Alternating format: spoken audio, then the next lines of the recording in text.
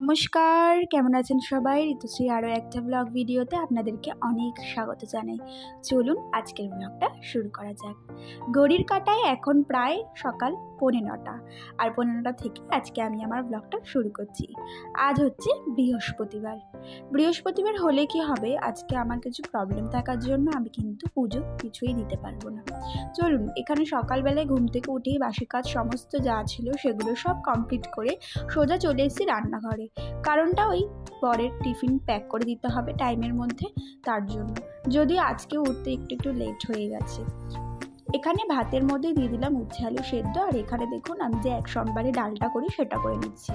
ওই ডালটা করে নিয়ে তারপরে এখানে বাকি রান্নার যে প্রিপারেশনটা আছে, মানে কাটাকুটি আজ যেটা করব সেটা করে নেব, কারণ আগের দিন রাতে কিছুই কেটে রাখতে পারিনি।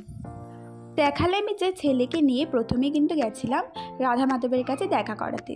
ওকে ওই একটা কথা বলি যে ওই দেখো তোমার গপু দাদা, তাকে নন করো, প্রণাম করো, ব্যাস। এইটা আমার সকালবেলা একটা হচ্ছে ডিউটি, যেটা আমি আমার ছেলেকে নিয়ে প্রত্যেকটা দিন। ও ছোট মানে যখনও কিছু বোঝে না তখন থেকেই, মানে যখন থেকে আমি এই বাড়িতে এসেছি, ওই ধরুন ওর তখন 2 মাস বয়স থেকে কিন্তু আমি ওকে এই কাজটা প্রতিদিন করাই। আর প্রতিদিন করালে সেটা বাচ্চাদের হ্যাবিটের মধ্যে চলে আসে। আর দেখুন এখানে কথা বলতে বলতে আপনাদের সাথে পটলটা কেটে নিয়েছি, আর এখানে পটলটা ভাজাও বসিয়ে দিয়েছি। আজকে ওকে দেব ওই ডাল আর পটল ভাজা, আর তারপরে বাকি যে আমাদের যা রান্না হবে সেটা করব। কারণ কি বলুন তো, বাজার ছিল না কিছুই। তো এই মুহূর্তে যখন আমি এই রান্নাবান্নাগুলো সারছিলাম, ও গেছিলো বাজার করে নিয়ে আসতে আসতে তো অনেক দেরি হয়ে গেছে। ততক্ষণ ও খেয়ে আবার অফিসের জন্য বেরিয়েও যাবে। তো সেই কারণে টিফিনটা এখানে প্যাক করে দিলাম, ডাল আর পটল ভাজা দিয়ে ও নিয়ে যাবে। আর নিয়ে এসেছিল রুই মাছ, সেটা এখন আমি এই রান্নাবান্না এটা পরে করব। এই চাটা খেয়ে নিই। সকালের চাটা না খেলে না আমার একদম দিনটা যেন শুরুই হতে চায় না। তো সকাল সকাল একটু গরম গরম চা খেয়ে নিই, তারপরে আমার দিনটাকে আমি ফ্রেশভাবে শুরু করব। তবে কি বলুন তো, একদিকে আমার ভীষণ, মানে আমি এদিকে লাকি বলতে পারি যে আমার বাড়িতে ফ্যামিলিতে, মানে এই ধরুন আমার শাশুড়ি মা আর আমার হাজব্যান্ডই আছে। এই দুজনেরই খাওয়ার নিয়ে কোনো ঝামেলা নেই। খাওয়া নিয়ে কিন্তু অ্যাকচুয়ালি ঝামেলা ছিল আমারই, মানে আমি এটা খেতাম না ওটা খেতাম না। কিন্তু বিয়ের পরে আমি সব কিছুই খাওয়া শিখে গেছি, আর যদিও সেটা আমার বরেরই জন্য। তো এই দেখুন এখানে কিন্তু আমার সোনা বাবা ঘুম থেকে উঠে গেছে, মানে ও আবার মিডিলে ঘুমিয়ে পড়েছিল যতক্ষণ আমি রান্না করছিলাম। তো তারপরে ঘুম থেকে উঠে গেছে। এখন একটুখানি সময় আমি ওকে দিচ্ছি।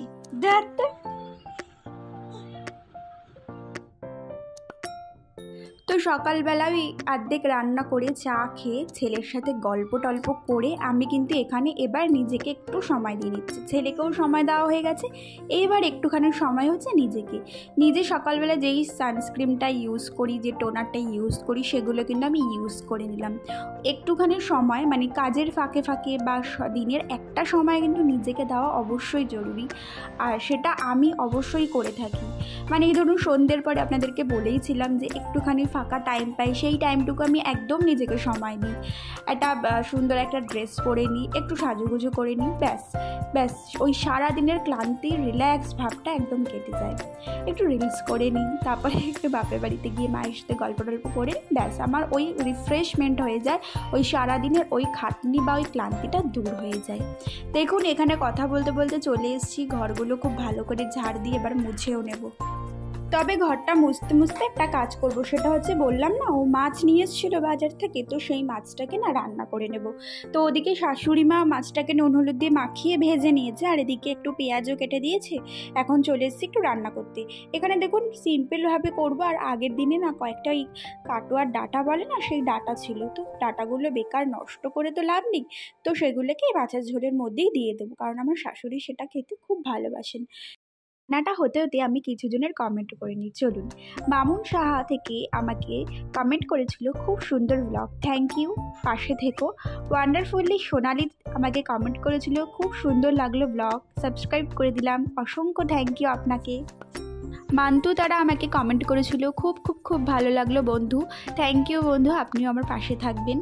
আর সবথেকে বড় অ্যাচিভমেন্ট আর পাওয়া এই কটা দিন ভিডিও করে, সেটা হচ্ছে আমাদের গল্প কথা থেকে দিদিভাই আমাকে কমেন্ট করেছে, তোমার ভয়েসটা খুব সুন্দর লাগলো গো, অসংখ্য ধন্যবাদ দিদিভাই তোমাকে। তারপর আর আপনাদের সাথে ভিডিও করা হয়নি, কথা হয়নি। সোজা এটা কিন্তু সন্ধেবেলা ঘুম থেকে উঠে আমি আর ছেলে আপনাদের সাথে একটুখানি দেখা করে নিলাম। এই দেখুন ওর বাবা এসছে, ও কন্টিনিউ ওর বাবা ফোনে কথা বলে যাচ্ছে, আর ও সেটাকে মানে ওর বাবার সাথে কথা বলে যাচ্ছে, আর আমি ওর বাবাকে ডেকে বলছি একটু ছেলেকে সাড়া দাও সাড়া দাও। আর ও কিন্তু মানে অসম্ভবভাবে ওর বাবার দিকে তাকিয়েই আছে। ছেলে মেয়ের এই ছোটো ছোটো আবেগগুলোই একটা মা বাবার কাছে যেন অনেক বড় পাওনা। তো এখানে দেখুন এই খুনসুটি করতে করতে তারপরে আমি আমার ছেলেকে নিয়ে চলে গেছিলাম আমার বাপের বাড়িতে। মা এখানে করে দিচ্ছিল আমাকে একটু ডিম টোস্ট, বললো সন্ধ্যাবেলা টিফিন তো কিছু করিসনি। কিন্তু দেখুন মা একদম সন্তানের জন্য সবসময় এগিয়ে থাকে, যেমন আমি আমার সন্তানের জন্য তেমন আমার জন্য আমার মা। তো যাই হোক দুজনে মিলে এখানে জাস্ট একটা ডিম টোস্ট করে নিয়েছিলাম, যেটা আমি খাবো বলে, মানে মা বললো খাবে না, তো আমিই খাবো একা। তো ডিম টোস্ট করে সেটাকে খেয়ে নিলাম। তাদের কমেন্টগুলো পড়া হলো না, অবশ্যই নেক্সট ভিডিওতে আমি তাদের কমেন্টগুলো পড়ে দেবো। চলুন বন্ধুরা, আজকের ব্লগটা এইটুখানি। ভালো লাগলে আমার চ্যানেলের পাশে থাকবেন, আমার চ্যানেলটা সাবস্ক্রাইব করবেন, বন্ধুদের সাথে শেয়ার করবেন, কমেন্ট করবেন। টাটা বাই বাই, সবাই খুব ভালো থাকবেন, সবাইকে ভালো রাখবেন।